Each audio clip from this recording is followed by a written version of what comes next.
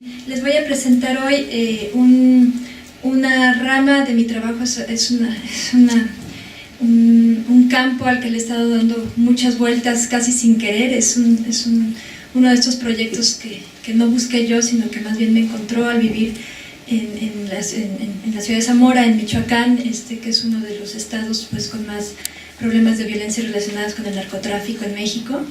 Y sin querer pues uno empieza a pensar, es hacer preguntas, y poco a poco las he ido llevando al papel y he tratado de articular algunas reflexiones sobre los intercambios que se están haciendo de todo tipo de medios digitales, de todo tipo de medios visuales, sobre todo fotografías y videos, en plataformas muy informales como Facebook y otras plataformas digitales, que para la presentación de hoy estoy tratando de reflexionarlas como archivos visuales digitales. Bueno, ¿podemos regresar al sitio de Facebook?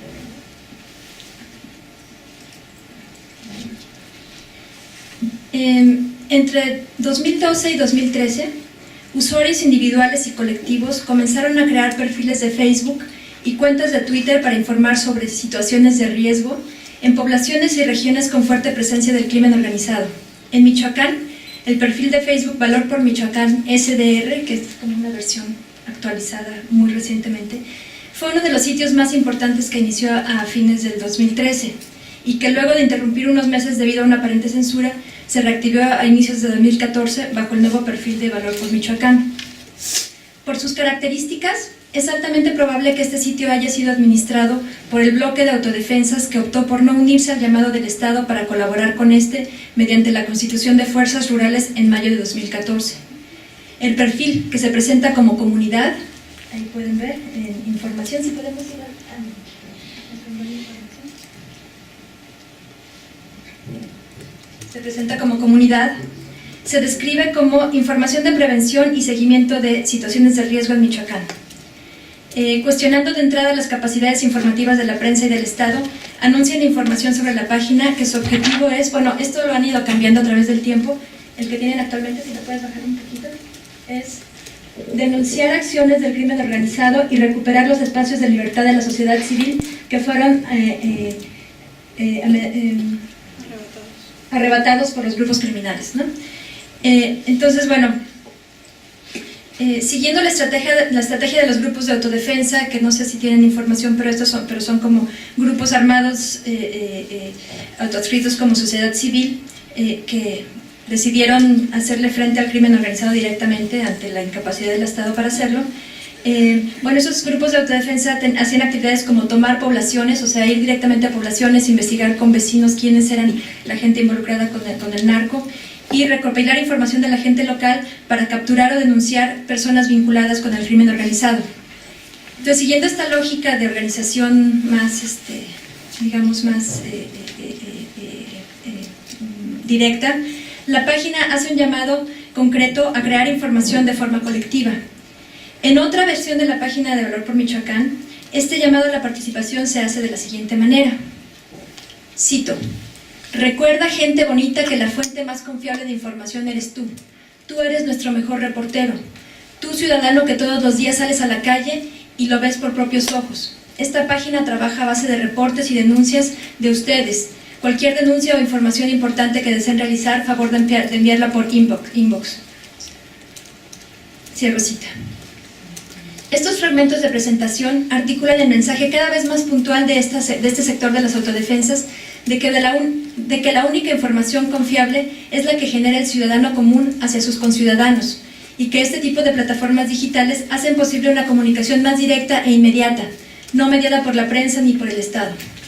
Mediante la construcción de públicos específicos que son interpelados por este reclamo explícito de ciudadanía, este tipo de sitios se inscriben en las activas disputas por protección y legitimidad entre diferentes sectores contendientes en el actual contexto de la violencia. Como pueden ver en la publicación, ¿si puedes volver al libro? ¿Quieres bajarlo? La publicación de fotografías, videos y memes son cruciales para la producción y circulación de la información en este sitio y en muchos otros muros de Facebook individuales y grupales. Las imágenes se se van organizando mediante publicaciones cronológicas y se abocan principalmente a producir información inmediata sobre situaciones de riesgo, como ya dije, la cual incluye información sobre eventos violentos o armados, así como desarrollar mecanismos de vigilancia, denuncia y reclamos de justicia o visibilidad política. Muchas veces aparecen fotografías de personas que, digamos, denuncian que es el jefe de plaza de alguna localidad o así. Así, aunque su principal objetivo es producir información actualizada, a diferencia de los medios de comunicación regulares, estos sitios, por las mismas condiciones de la plataforma de Facebook, constituyen archivos visuales amplios y detallados sobre la violencia en la región. Mediante el análisis de archivos y poder, muchos autores han explorado cuestiones de memoria, silenciamiento, producción de la historia y posibilidades de futuro. Retomo algunas de estas ideas para reflexionar sobre las particularidades del archivo visual digital en relación con los intercambios de imágenes en las plataformas recién referidas. La mayoría de estas tienen esa cualidad de imagen pobre que dicen algunos autores. Esta imagen pobre, amateur, quizá registrada con cámara de celular. Como enfatiza la presentación del sitio, son imágenes enviadas por usuarios o ciudadanos comunes que estuvieron en el lugar de los hechos y que generalmente se mantienen en el anonimato.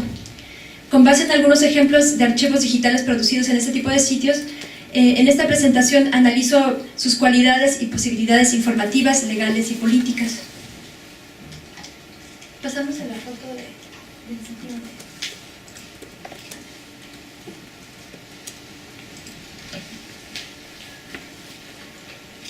Vi esta imagen por primera vez en el altamente visitado muro de Facebook Valor por Michoacán. Encontré la foto mientras buscaba información sobre un supuesto confrontamiento que había sucedido esa misma mañana al interior del Rancho del Sol en la localidad de Tanguato, Michoacán, entre policías e integrantes del crimen organizado el 20 de abril de 2015.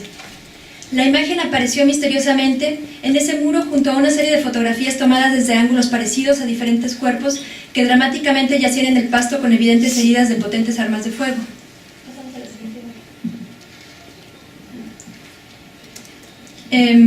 La escasa información textual que las acompañaba sugería documentar la versión oficial de un confrontamiento entre la policía y el crimen organizado que dejó 43 muertos, 42 presuntamente miembros del cártel Jalisco Nueva Generación y un policía. ¿La dejamos en negro ahora? Sí, la siguiente negra. Gracias. A unas horas de que me enteré del evento, busqué otras notas periodísticas al respecto. La escasa información publicada remitía a esas confusas imágenes anónimas que, aunque sin autor ni crédito, fueron publicadas en un sitio hasta entonces confiable para consultar información.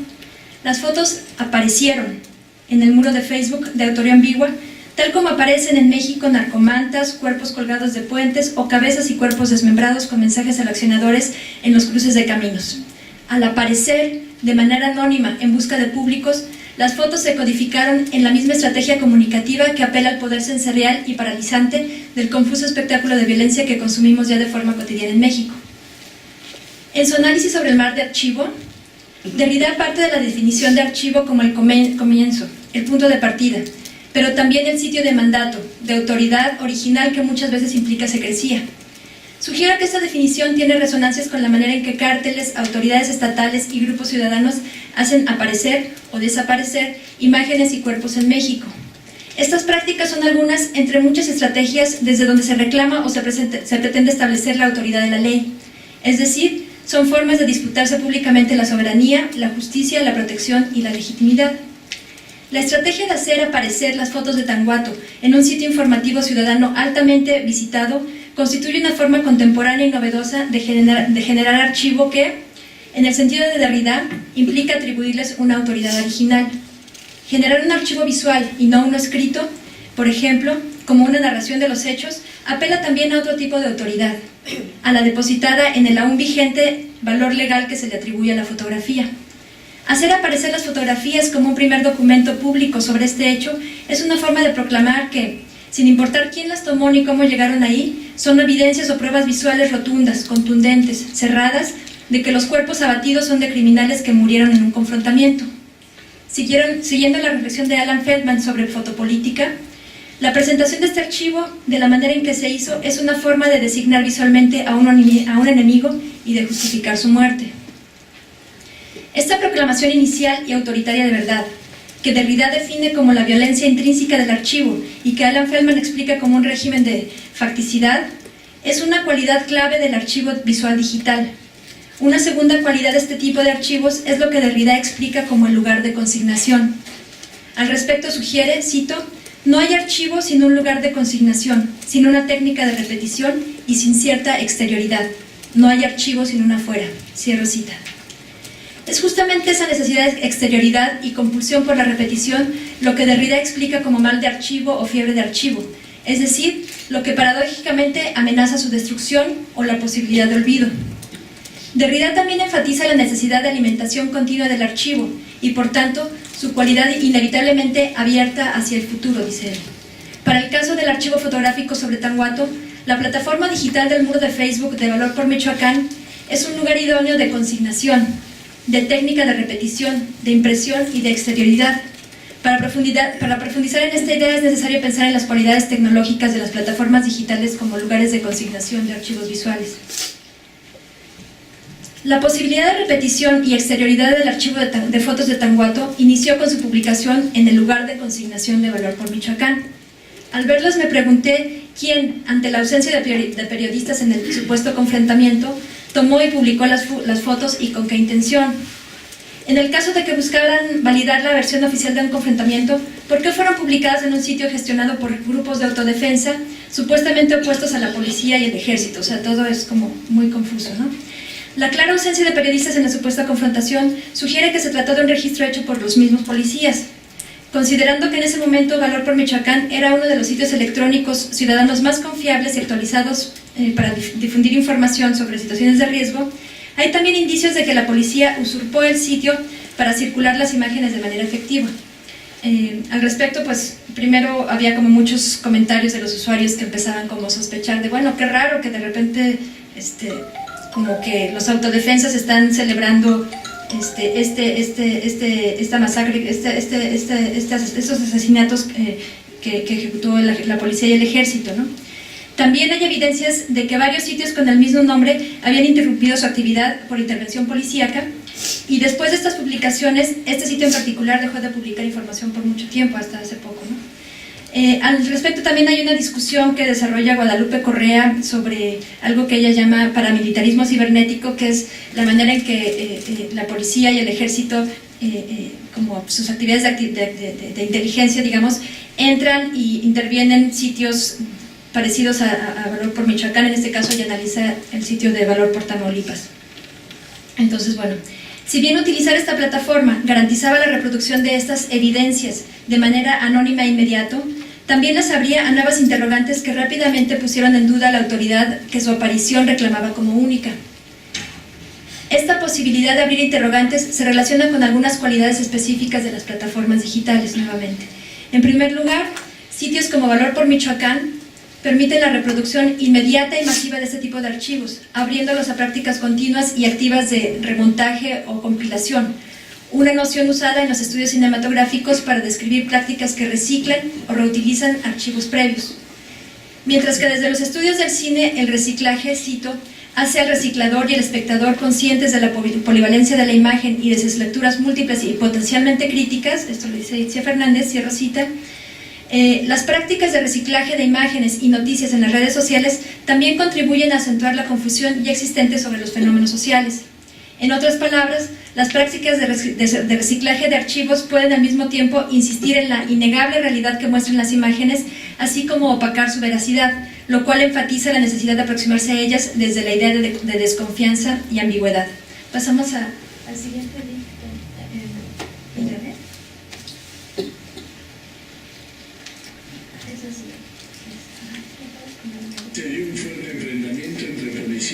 Este tipo de reciclaje o remontaje es el que se hace pues, en las noticias, en las notas periodísticas que retoman las mismas imágenes, ¿no? Tras una persecución terminó muy cerca en un rancho llamado El Sol, en el municipio de Iztapallavito, Atanuato, de Cuandureo. Todo esto en las inmediaciones de la autopista Morelia-Guadalajara. Todo comenzó cuando, dentro del operativo Jalisco, policías federales que hacían labores de patrullaje detectaron un convoy sobre Tenemos somos un noticiero más influyentes que está afirmando esta noción de esta versión de un confrontamiento. El Sol, y allí siguió el enfrentamiento ya con el respaldo de más delincuentes, y después de 3 horas habían muerto 42 delincuentes detenidos. Además, perdieron la vida un elemento de la Policía Federal en el marco de la Operación Jalisco. Todo ocurrió cuando un convoy de la Policía Federal detectó a un grupo de hombres armados circulando a bordo de varias intermitentes durante 3 horas. Aquí es donde se van retomando imágenes de las fotografías que aparecieron originalmente en Valor por Michoacán. Entre Cuandureo y Tahuato, Michoacán. La puerta principal de acceso al rancho es de metal y mide alrededor de 10 metros de ancho. En la parte superior izquierda de la puerta. Alan Sekula explica la reproductibilidad digital al comparar al Internet con el océano, es decir, como un archivo inmesurable y global. En este sentido, más que proporcionar información puntual, estas plataformas generan una sensación de estar perdido, de aislamiento y agobio que sobrepasan, cito, las promesas comunitarias de la web, el archivo sobre todo para todos, cierro cita, y su promesa de, cito, reconocimiento mutuo, conectividad y legibilidad global, cierro cita. Si quieres paramos. Así, estos aspectos de agobio, incertidumbre, desconfianza, ambigüedad y opacidad son claves para aproximarnos a este tipo de archivos y a sus usos sociales y políticos. Me interesa particularmente pensar cómo estas cualidades del archivo visual digital contribuyen a una eficacia de doble filo que caracteriza la información actual. Al respecto, Jean-Luc Nancy señala que las disputas mediáticas se hacen cada vez más intensas y confusas, fragmentadas y múltiples, a la vez que verificables y falseables. Si consideramos el falseamiento de datos, la puesta en escena, el anonimato, el rumor y las políticas de silenciamiento, del silenciamiento como aspectos intrínsecos de toda práctica de comunicación, sugiero entonces que los archivos digitales son espacios fértiles para potenciar estos mismos aspectos, es decir, para generar intercambios no oficiales, no formales y a menudo ilegales entre los administradores de los sitios, sus contrapartes y el público en general. Estos elementos han sido centrales tanto para los grupos de autodefensa y del crimen organizado como para el Estado mismo, como formas efectivas de circular sus mensajes y para interactuar con sus públicos, para crear públicos en realidad, que es otro concepto que me interesa, ¿no? El aspecto de incertidumbre también se relaciona con modificaciones en las convenciones y formas de ver que aprendemos como observadores, situados en un contexto histórico en el cual las relaciones sociales, laborales y políticas están marcadas en gran medida por la desconfianza y por una consecuente necesidad verificadora.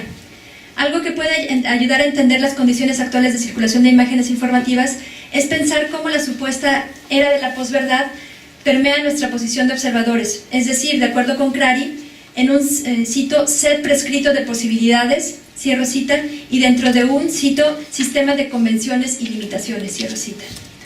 Mucho se está escribiendo ahora sobre las maneras en que la circulación masiva e instantánea de información en el Internet facilita la divulgación de noticias falsas, o la información falsa producida y difundida intencionalmente en formato de noticia para generar confusión y desinformación masiva con el fin de generar reacciones públicas en torno a debates o sucesos políticos. Como han apuntado los debates sobre la posverdad, aunque la alteración de información escrita y visual ha existido siempre, algo que caracteriza el momento actual son las posibilidades tecnológicas, principalmente del Internet, a través de plataformas como Twitter y Facebook, para difundirlas de manera instantánea y masiva.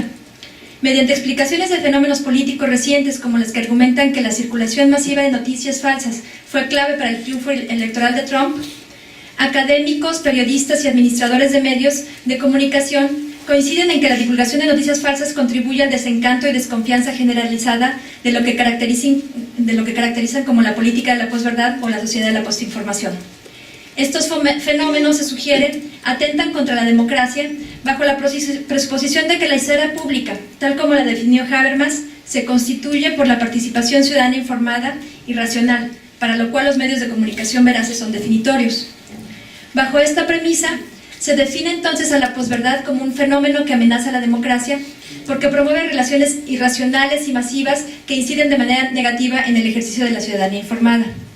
Algo interesante de esta premisa es que se sigue otorgando un valor primordial a la verdad como fuente de información y como base de la racionalidad, como si la democracia y el ejercicio de la ciudadanía realmente dependieran solamente de esta cualidad. Al respecto, por ejemplo, Alan Feldman provocadoramente invita a pensar, cito, a la guerra como un régimen de verdad y a las afirmaciones de verdad como formas de guerra, ¿no? O sea, como todo intento de definir, de institucionalizar una verdad, él lo trata de analizar como formas de guerra. Entonces, en ese sentido, el uso de las imágenes para restituir estas verdades es crucial. Bueno, Keith Hetherington también propone una crítica interesante a la premisa de que la transparencia de la información y de los archivos en sí mismos contribuyen a la democracia. Al etnografiar las prácticas de gestión y auditoría que llevan a cabo organizaciones campesinas en Paraguay, Hetherington se da cuenta de que para los campesinos lo valioso no era la información que contenían los expedientes en sí mismos. Lo que les importaba era la posibilidad que su acceso, rastrear su circulación y otras prácticas en torno a ellos ofrecían para avanzar en las disputas sobre la tierra. Es decir, para Hetherington, la misma materialidad de los documentos y las maneras físicas de resguardarlos constituían otras formas de indagar sobre estos, en tanto, cito, sedimentos circunstanciales de poder negociado en otro lugar. Aunque el trabajo de Hetherington se concentra en expedientes legales, sus preguntas en torno a estos ofrecen pistas interesantes para analizar la producción y circulación de archivos visuales digitales, más allá de centrarnos en las certezas informativas de sus contenidos. He hecho referencia a cualidades intrínsecas de plataformas digitales como sitios de Facebook que sirven como repositorios o lugares de consignación de archivos visuales. He mencionado su posibilidad de reproducir, repetir, multiplicar y reciclar las imágenes de forma inmediata y anónima, su carácter oceánico, inmesurable y global, y la cualidad interactiva, abierta e incompleta que ofrecen los espacios de comentarios y otros dispositivos de interacción con los usuarios, de los que voy a hablar más adelante también. Todos estos elementos caracterizan la manera única en que desde las plataformas digitales se mantiene abierto el archivo en el sentido que sugiere Derrida, de que, cito, el archivista produce más archivo y es por eso que el archivo nunca está cerrado, se abre al futuro, cierro cita. Quisiera pensar ahora en cómo algunas cualidades tecnológicas de la fotografía convergen con las del archivo digital o las complementan. Me interesa en específico la tensión entre su valor legal como evidencia y sus posibilidades de falseamiento y montaje en la fotografía. Un aspecto de las fotografías de Tanguato que llamó inmediatamente la atención de los usuarios fue que éstas evidenciaban el montaje y manipulación de los hechos, por ejemplo, con armas sembradas o colocadas después de la ejecución para aparecer en la foto junto a los cuerpos. Esta posibilidad de interacción instantánea y anónima de los usuarios con las imágenes y con el archivo, digamos, es otra peculiaridad que define el carácter incompleto y abierto de este tipo de archivos digitales. Siguiente foto, por favor.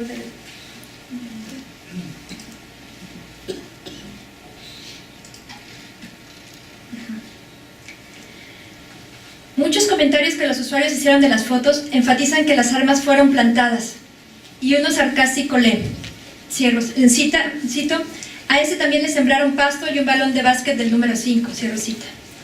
Siguiendo algunas preguntas verificadoras al mirar las fotos de Tanguato, junto con comentarios de usuarios y un informe posterior de la Comisión Nacional de los Derechos Humanos, pude inferir que fue un comando policíaco quien entró al rancho a ejecutar a los 42 hombres que estaban dentro, que luego de ejecutarlos se manipuló la escena del crimen moviendo cuerpos, cambiando ropas y plantando armas.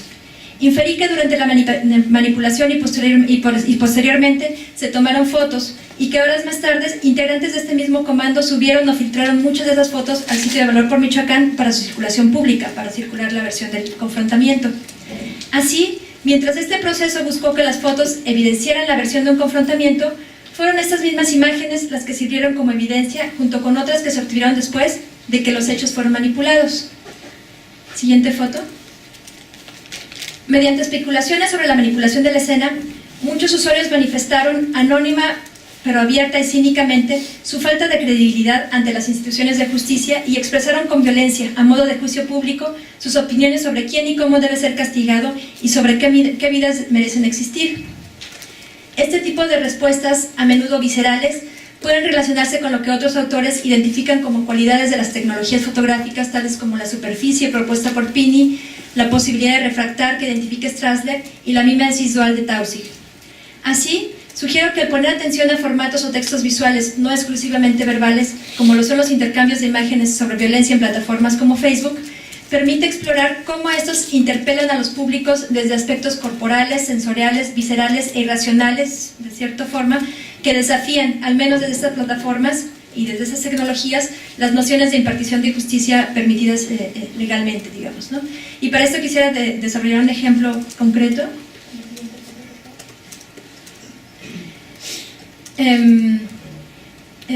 Quisiera pensar en las interacciones de los usuarios en relación con esta imagen publicada en febrero de 2014, esto no tiene nada que ver con Tanhuato, pero también en este sitio de Valorpo, Michoacán. Se anuncia como uno de los sicarios que acompañan al Pantera, quien fue aparentemente detenido por la Policía Federal.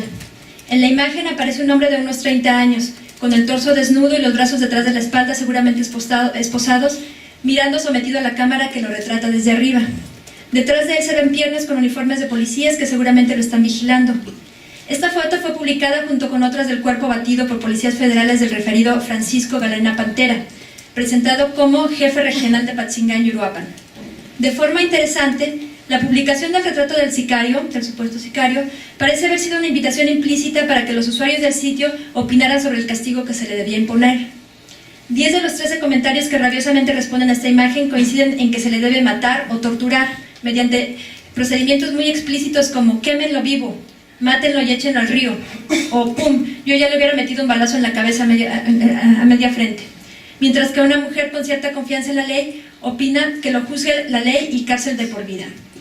De cualquier forma, todos los comentarios coinciden en especular sobre cuál debe ser el castigo justo para este sujeto. Sugiero que la escasa distancia de las cámaras a la cara del retratado, su posición sometida, en picada y con los brazos amarrados, crean un efecto de cercanía que difícilmente se da en realidad, y es esta cuestión corporal de la que hablaba, ¿no? Es decir, difícilmente la gente común tiene frente a sí, sometido a su disposición, a un sicario. Como muchas de las fotografías policíacas, esta imagen desdibuja la humanidad del sujeto y lo exhibe como el rostro representativo de quienes operan sin rostro para asesinar, violar y extorsionar a la población.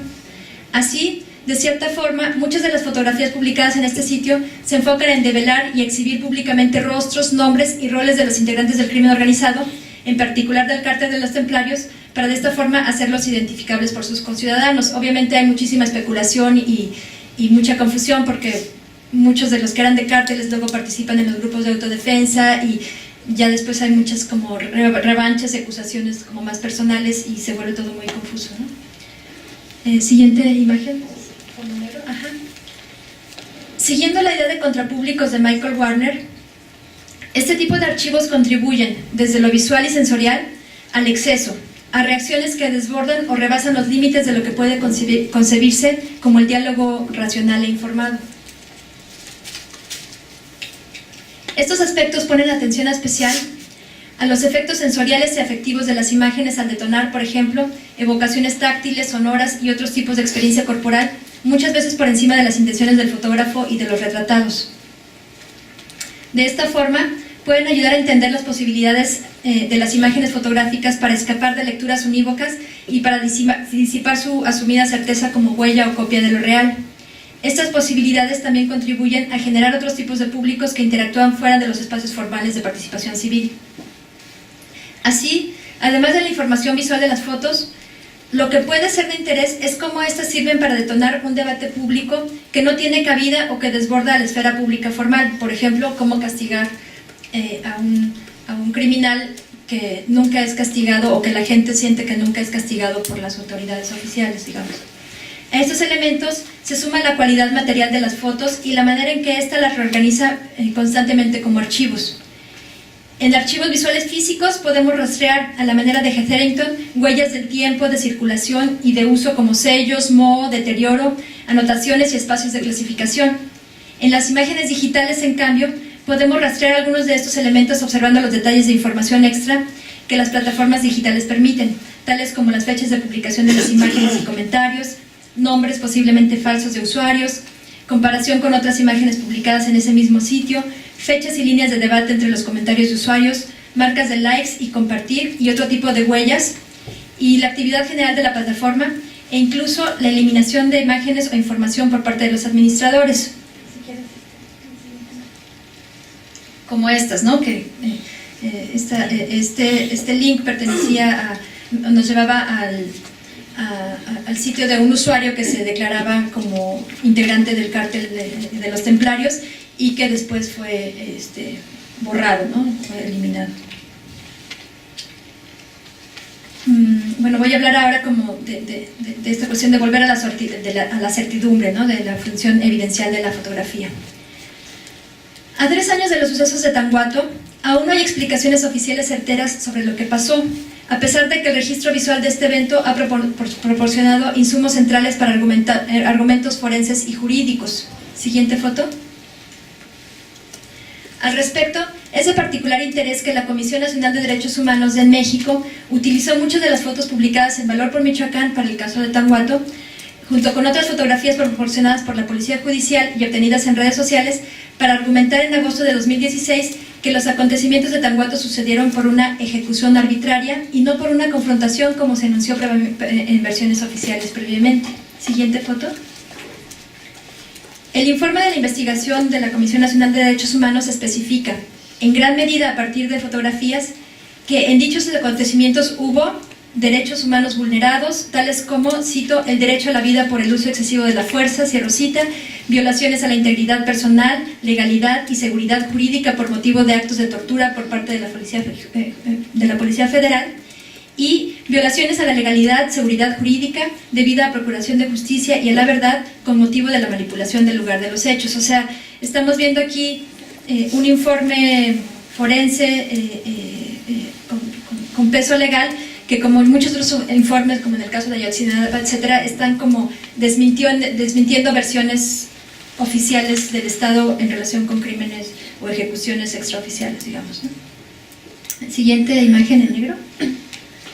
Resulta de profundo interés político, legal y metodológico entender las maneras en que la imagen fotográfica adquiere credibilidad y autoridad para ser utilizada como evidencia forense y jurídica, y son muy necesarias estas formas de análisis.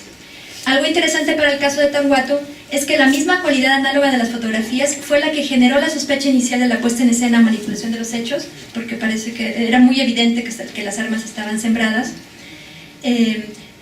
Fue esta sospecha que se generó entre los usuarios del sitio, que a unos minutos de la publicación de las imágenes empezaron a elucubrar sobre las armas plantadas. Este dato fue verificado por el informe de la CNDH, ya con datos periciales 3 años después, que contrastaban las imágenes publicadas con otras obtenidas de archivos policíacos y con imágenes y reportes forenses.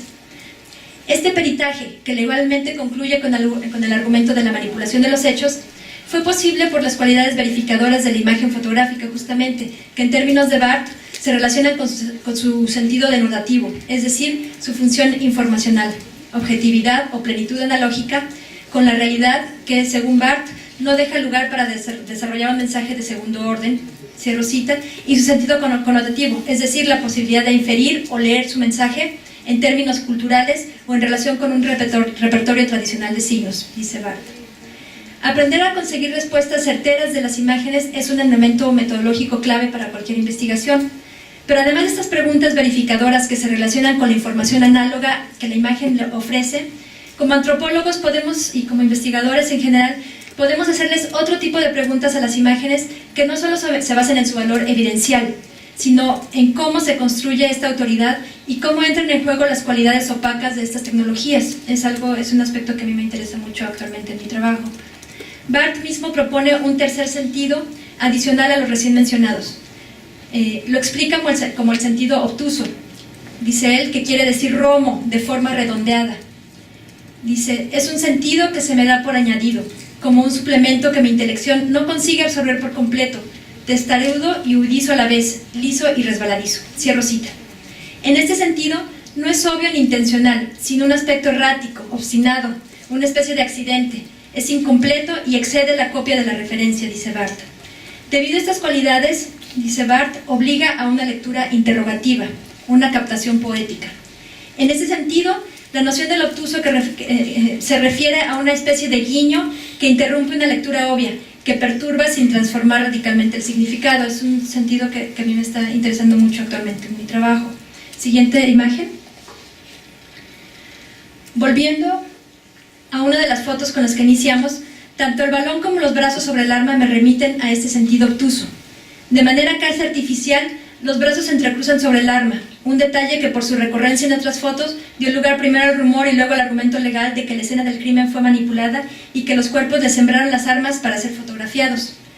Este detalle insinúa algo ficticio, revela algo de artificio o disfraz que genera dudas sobre la veracidad de la imagen y se contrapone a los ojos abiertos del hombre, también junto al arma, acentuando la tensión estática de la muerte. En un punto totalmente alejado del cuerpo, como queriendo salir del marco, está un balón de básquetbol. Mientras que el cuerpo sobre el pasto congela toda idea de movimiento, la función ordinaria y lúdica del balón sugiere una conexión con tiempos, espacios y actividades que escapan al cuadro, convirtiéndolo en elemento que dinamiza la parálisis de la muerte. El balón constituye el detalle banal de la vida que justo acentúa la futilidad y definitividad de la muerte. En este sentido, el balón puede entenderse como el exceso o ruido visual del que hablan autores como Poole y Edwards. Si quieres cambiar la imagen. Gracias. Si quieres ponerle negro, perdón.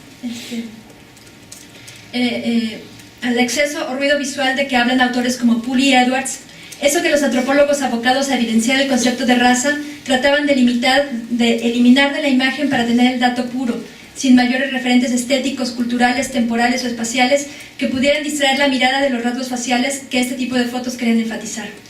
Este exceso, que a su vez se siembra la sospecha en la imagen y que por tanto vuelve... Es este exceso que a su vez siembra la sospecha en la imagen y que por tanto vuelve esa información incierta y ambigua nuevamente, ¿no? Bueno, ya hacia el cierre, esta presentación ha oscilado entre las posibilidades informativas y evidenciales del archivo visual digital y sus cualidades para generar incertidumbre, ambigüedad, exceso y otro tipo de sentidos que rebasan al poder verificador de la imagen. Por un lado, he tratado de discutir estos aspectos en relación con las posibilidades políticas que se abren con este tipo de archivos para disputar argumentos legales de participación y de impartición de justicia en espacios formales, por ejemplo, mediante el uso del archivo de Tanguato en el expediente de la CNDH. Por otro lado, he hablado sobre las posibilidades políticas no formales que se abren con la circulación pública de este tipo de archivos y que residen más en la falta de credibilidad ante la normalización histórica de la violencia extrajudicial en México. Es un argumento que desarrolla Pablo Picato, ¿no? De que en México desde finales del siglo XIX ha habido una normalización de la violencia extrajudicial y que los mexicanos seguimos como reaccionando o no creyendo a estos argumentos cuando se trata de argumentos como una confrontación, ¿no? En este sentido, he sugerido un cierto potencial de los archivos digitales para generar públicos que dialogan y quizá gestan otras posibilidades de participación desde la desconfianza, el escepticismo y la incredulidad en formas típicas de participación política, desafiando así la noción clásica de ciudadanía como participación racional e informada en la esfera pública. Discusiones recientes desde el campo de la historia del arte y desde la práctica artística mismo han dado un giro interesante a la noción de mal de archivo propuesto por Derrida. Autores como Hal Foster, Wolfgang Ernst, Anna Wash y Hito Steyer están haciendo referencia al contraarchivo o al impulso anarchivístico desde la reflexión teórica y la práctica artística. Sugieren pensar en el potencial político y artístico de la proliferación de imágenes, potenciada por plataformas digitales en relación a la falta de representación política. Al respecto han desarrollado importantes críticas a la desarticulación de imágenes y cuerpos y han reflexionado cómo la fidelidad de las imágenes pobres contribuye a generar nuevas afectividades. Como Derrida, estos autores enfatizan que el carácter procesual e inacabado del archivo tiene el potencial de desestabilizar el orden primordial o institucional. Al respecto, ¿se puede poner la otra imagen de internet?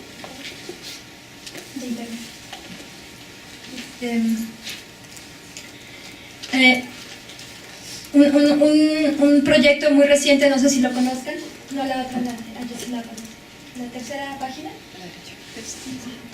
No sé si conocen esta plataforma que se desarrolló a partir del asesinato de los estudiantes de Ayotzinapa, de los 43 estudiantes. Ha habido como toda una pugna muy fuerte desde el grupo de investigación forense que ha argumentado que fue una ejecución por parte del Estado a estos estudiantes, y el Estado que nunca encuentra, que nunca termina de resolver el caso, digamos, ¿no? Entonces, este proyecto que desarrollaron el grupo de investigación sobre Ayotzinapa junto con un grupo de investigadores forenses y de artistas, digamos que se materializa en este proyecto, donde se toman como todas las evidencias visuales que ha habido, todo el tipo de registro de fotografías, videos, se elaboran mapas para todos los datos que existen, digamos, se trabajan de forma visual para crear esta plataforma digital que permite como dar un seguimiento muy nítido al caso, desde argumentos que parten de las evidencias, que se sustentan en las evidencias y que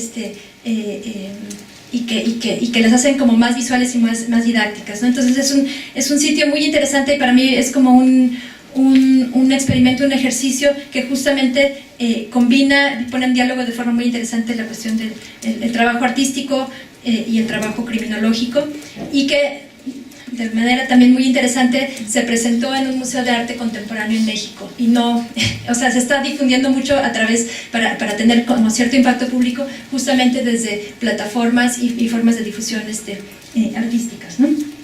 Entonces, bueno, al pensar en esta idea de contraarchivo o el impulso anarchivístico, pienso también en cómo este tipo de experiencias retoman todos los datos y toda la evidencia y todas estas cuestiones de acceso, justamente para crear algo muy elaborado y muy detallado que permita elaborar argumentos muy sólidos sobre una de las versiones de este evento, ¿no? Entonces, bueno, finalmente vuelvo a los archivos que estoy revisando para explicar mejor este último punto. Quisiera este punto del contraarchivo, de las imágenes pobres, de las nuevas afectividades que se generan, y cómo desde estas prácticas mucho más comunes, más cotidianas y banales que se llevan a cabo en estos sitios de Facebook, sugiero que hay otro tipo de archivos que no coinciden totalmente con la serie de fotografías de Tanguato, ¿no? Si bien las fotografías de Tanguato, en tanto serie, constituyen un archivo digital relativamente coherente, hay muchas otras que circulan de manera aislada o dispersa en plataformas digitales, no necesariamente en serie, pero que también constituyen archivos visuales, yo propongo. Este tipo de publicaciones son vehículos estéticos y afectivos que funcionan a niveles personales e íntimos para exhibir poder mediante la ostentación de armas, carros y objetos personales, para acreditar, mostrar apoyo o deslegitimar a otros sectores, para interactuar y debatir, o para rendir homenaje a los muertos que han caído por las respectivas causas. Todos estos casos forman parte de prácticas concretas para disputar, mediante estrategias de visualidad, el poder político y el control de la información entre diferentes sectores. Hace tiempo consulté el perfil público de un usuario que se identificaba como integrante del cártel de los Templarios, al que ya no hay acceso ahora que les mostré. Su perfil funcionaba principalmente para enviar mensajes en clave a sus colegas sobre información de posibilidades de tráfico y presencia de vigilancia por parte de autoridades oficiales o de guardias comunitarios. A sabiendas de que es un sitio público, estos mensajes incluían amenazas para sus enemigos, principalmente integrantes de grupos de autodefensa. Al mismo tiempo, con una fidelidad plena a su anonimato, este espacio virtual permitía a este usuario compartir públicamente ingeniosas versiones de selfies, sin rostro, sus opiniones expresadas en textos claves saturados de emoticones y sus gustos musicales.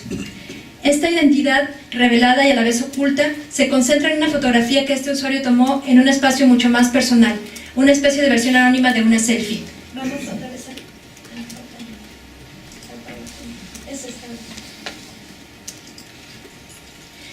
Como en muchas imágenes de este intrigante género, el fotógrafo parece estar solo, en la intimidad de una recámara de hotel, retratando un momento a la vez espontáneo y a la vez cuidadosamente montado. Pero esta selfie invertida no muestra el rostro posando, sino el pie desnudo y los artefactos de esta persona despliega como intrínsecos a su selfie. Aquí nuevamente, las armas y las herramientas de comunicación constituyen accesorios tan personales como los lentes oscuros. En un primer plano de derecha a izquierda, sobre la cama se ve una mochila, una pistola, balas, un celular, los lentes y un cuerno de chivo sobre la pierna. Al fondo, junto a la tele se ven varios radiocomunicadores y al lado la compra apresurada de víveres básicos envueltos en una bolsa de Oxxo. En la mesa de agua hay un estuche de cámara fotográfica o de video. Todos estos como aparatos de registro también muy centrales para la actividad, ¿no? La pantalla con un partido de fútbol, la disposición de los objetos, la pierna relajada, el pie descalzo y sobre todo la foto en su conjunto revelan un momento de pausa para descansar, para fantasear y con la inmediata ayuda de Facebook para exhibir y compartir la fantasía. Al mismo tiempo, exhibir la fantasía implica demostrar el poder, a lo cual ayuda el comentario valentonado y amenazante que el administrador dirige tanto a sus enemigos como a sus amigos, junto con emoticones de armas apuntando a cabezas de soldados, puños y manos haciendo señas. Cito: soy de pocos amigos, no me gusta coleccionar hipócritas. Esta foto tenía en ese momento 182 likes y un par de comentarios que saludan al usuario y que admiran su arma. Este ingenioso retrato fotográfico es un punto de partida para burlar la evidencia. A la manera de los contraarchivos mencionados anteriormente, esta selfie permite pensar en las posibilidades de prácticas más banales y cotidianas de generación y circulación de archivos visuales digitales. En este sentido, el archivo de Tanguato y los múltiples intercambios visuales no formales que se llevan a cabo en sitios de Facebook y perfiles similares en relación con la situación de violencia en México pueden funcionar también como contraarchivos o contribuir al impulso anarchivístico. Desde la proliferación, la imagen pobre y las actividades y respuestas viscerales que generan manifiestan la desconfianza y la incredulidad ante las formas de impartición de justicia relacionadas con la situación de violencia en México y de esta manera, de alguna manera, están creando o desafiando nociones como más formales de ciudadanía y que están como muy activas y permiten un diálogo muy activo entre las personas que participan en los comentarios y que consultan este tipo de sitios. Es todo.